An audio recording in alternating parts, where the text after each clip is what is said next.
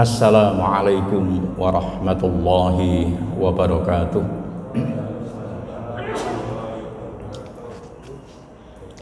Alhamdulillahi wa kafa, wassalatu wassalamu ala rasulillah wa ala alihi wa ashabihi wa mawala. Rabbi israhli sadri wa yassirli amri wahlul uqdatam min lisani yafqahu qawli. Qala Rasulullah sallallahu alaihi wasallam, ad-du'a'u mukhul ibadah, atau kama qala ad-du'a'u miftahul ibadah. Hadirin jamaah yang dirahmati Allah Subhanahu wa taala, Rasulullah sallallahu alaihi wasallam bersabda, doa itu adalah otaknya ibadah. Ada dari pendapat seorang ulama, doa itu adalah kunci ibadah. Hadirin jamaah yang dirahmati Allah, doa itu adalah sesuatu yang kita minta kepada sesuatu yang lebih tinggi derajatnya daripada kita.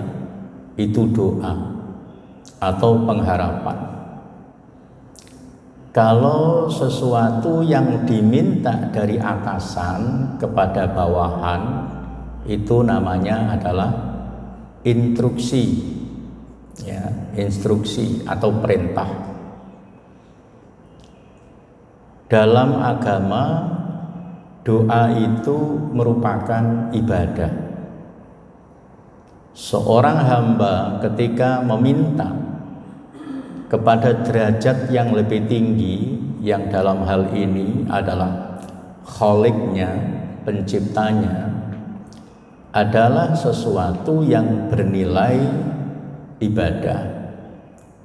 Karena dia bernilai ibadah, maka ada beberapa hal yang patut untuk kita ketahui sehingga kita termotivasi untuk melakukan ibadah tersebut dan kita menjaga nilai ibadah dari berdoa itu tadi. Hadirin jamaah yang dirahmati Allah Subhanahu wa taala, dalam kesempatan ini saya akan menyampaikan pandangan Ibnu Qayyim dalam bukunya yang berjudul Ad-Da'u wad-Dawa, penyakit dan obatnya. Di dalam bab itu tercantum kalimat ad-du'a'u kaifa nafhamu wa numarithuhu. Doa, bagaimana kita memahami dan bagaimana kita mengamalkannya. Hadirin yang dirahmati Allah Subhanahu wa taala, ada beberapa hal yang disampaikan oleh Ibnu Qayyim dalam buku tersebut. Karena keterbatasan waktu, nanti secukupnya saja. Yang pertama, menurut beliau, doa itu adalah lihifdil basyariyah. Doa yang disampaikan oleh hamba kepada Khaliqnya, manusia kepada Allah, itu adalah untuk menjaga sifat-sifat kemanusiaannya. Sifat-sifat kemanusiaan itu sangat banyak. Satu di antaranya adalah bahwa manusia itu punya kelemahan dan punya kelebihan. Masing-masing orang itu punya kelemahan dan punya kelebihan. Allah telah memberikan kesempurnaan kepada manusia itu bukan karena manusia itu tidak mempunyai kekurangan atau kelemahan. Justru kekurangan dan kelemahan yang ada pada diri manusia itu, kalau seandainya manusia itu mampu memahami fungsi kelebihannya, fungsi kekurangannya, maka kedua hal itu akan menjadi bagian terpenting dari wujudnya amal soleh seseorang. Hadirin yang dirahmati Allah Subhanahu wa ta'ala, kapan kekurangan kita menjadi amal soleh? Kapan kelebihan kita menjadi amal soleh? Kekurangan kita akan menjadi amal soleh apabila seseorang itu mengetahui bahwa dalam dirinya ada kekurangannya, dan kemudian setelah mengetahui kekurangan, seseorang itu berusaha untuk menyempurnakan kekurangan tersebut, sehingga proses kekurangan menuju kesempurnaan itu Allah menilai dengan amal soleh. Segala usaha yang dilakukan oleh seseorang untuk menyempurnakan kekurangannya itu amal soleh. Lalu kapan seseorang itu dengan kelebihannya menjadi amal soleh? Yaitu apabila seseorang itu dengan kelebihannya dia mampu menggunakan, memanfaatkan kelebihan itu untuk kemaslahatan orang lain. Sehingga di sini kita bisa paham bahwa kekurangan dan kelebihan yang Allah berikan kepada setiap manusia itu adalah akan menjadi nilai sempurna manakala manusia itu mampu memahami. Nah, oleh karena itu Rasulullah mengajarkan doa yang bagus pada kita, yaitu Allahumma aslih li fi dini wa ma'ashi wa aqibati amri. Ya Allah, perbaikilah jiwa, perbaikilah diriku, perbaikilah paham keagamaanku, perbaikilah kehidupanku, dan perbaikilah efek dari apa yang saya pilih. Doa ini menunjukkan bahwa pada sisi lain manusia punya kekurangan. Satu contoh misalnya ketika kita akan memilih sesuatu dari yang banyak, kadang-kadang pilihan menurut hati kita sudah betul, tapi ternyata tidak benar, artinya ternyata salah. Nah, doa itulah yang kemudian kita minta kepada Allah agar kekurangan-kekurangan yang ada dalam diri kita tidak menjadikan kita jauh dari Allah, kelebihan-kelebihan yang ada pada diri kita tidak menjadikan kita semakin sombong. Hadirin jamaah yang dirahmati Allah Subhanahu wa ta'ala,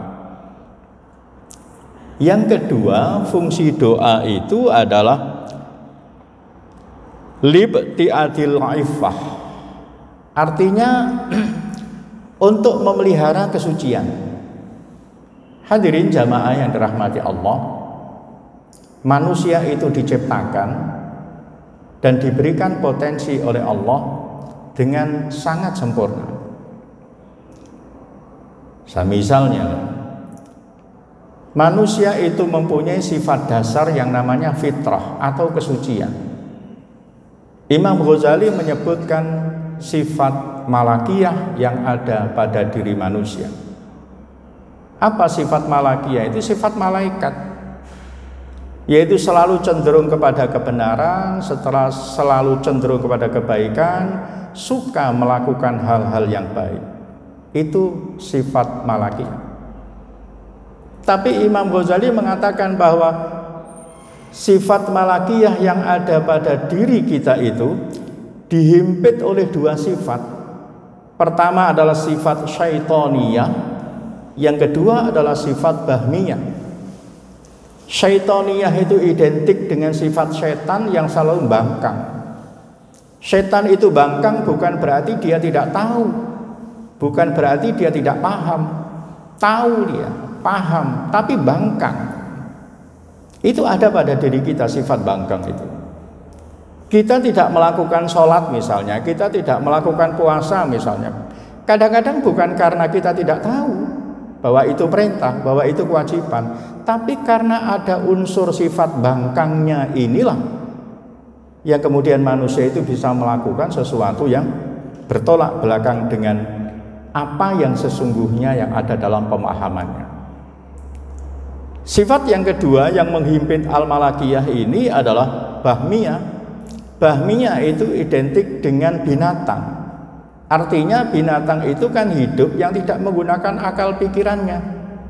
Segala sesuatu itu tidak menggunakan pikirannya, akan melakukan sesuatu tidak dipikir dulu, tidak dipertimbangkan dulu manfaat dan mudaratnya dan sebagainya.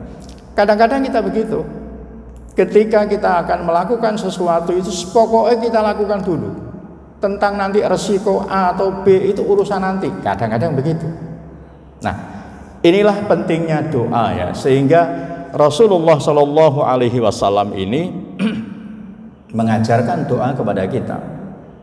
Allahumma inna nas'aluka sihhah wal iffah wal amanah wal istiqamah.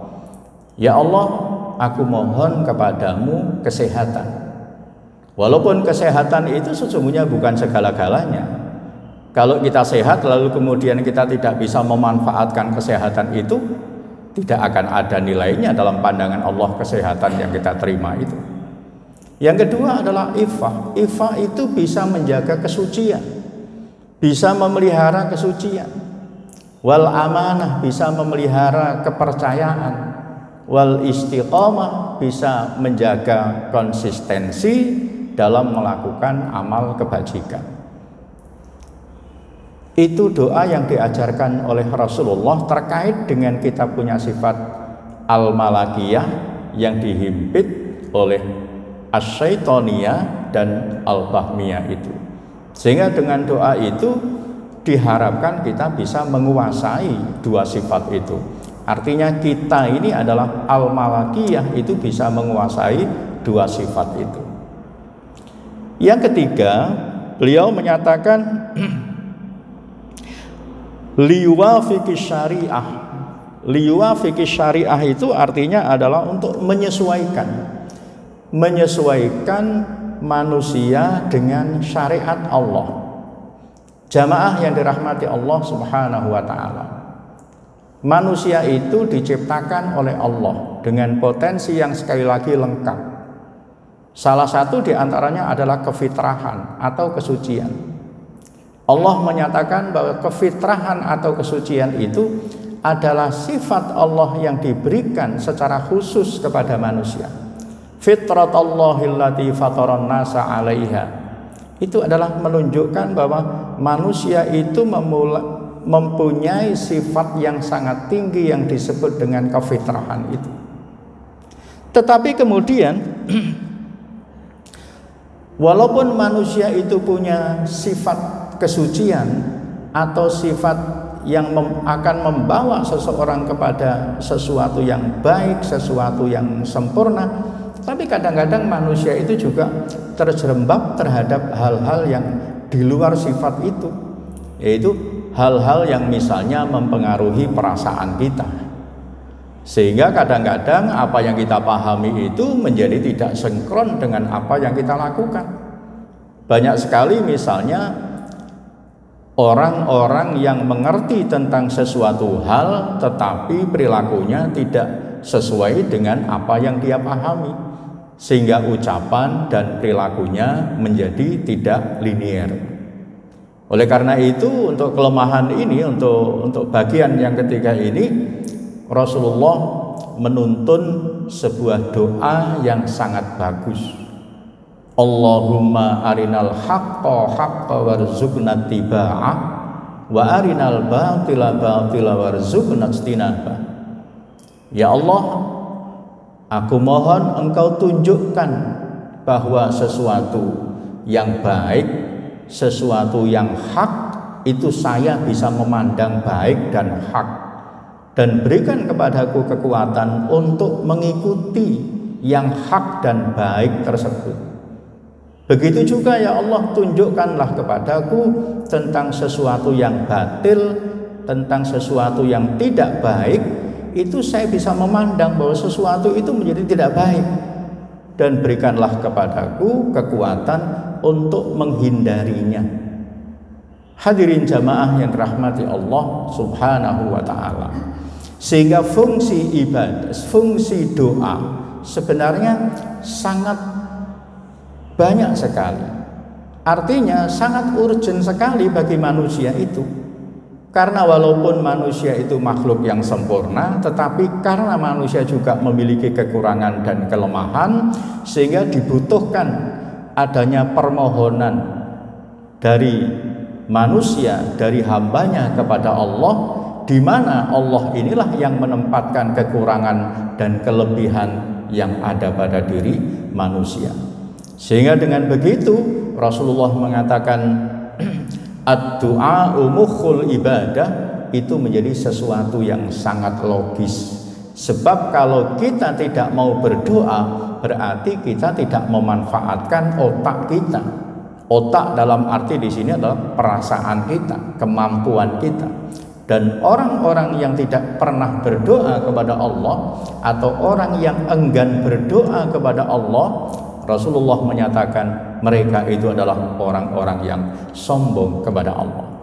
Hadirin jamaah yang dirahmati Allah Subhanahu wa ta'ala, mudah-mudahan dengan ini kita akan semakin termotivasi untuk berdoa, karena dengan berdoa akan membawa kebaikan, akan memberikan kesempurnaan pada sisi kekurangan yang kita miliki masing-masing. Hadirin jamaah yang dirahmati Allah, mudah-mudahan Allah senantiasa menjaga kita, memberikan kemudahan untuk memahami dan mengamalkan apa yang disyariatkannya. Aqulu qouli hadza, assalamualaikum warahmatullahi wabarakatuh.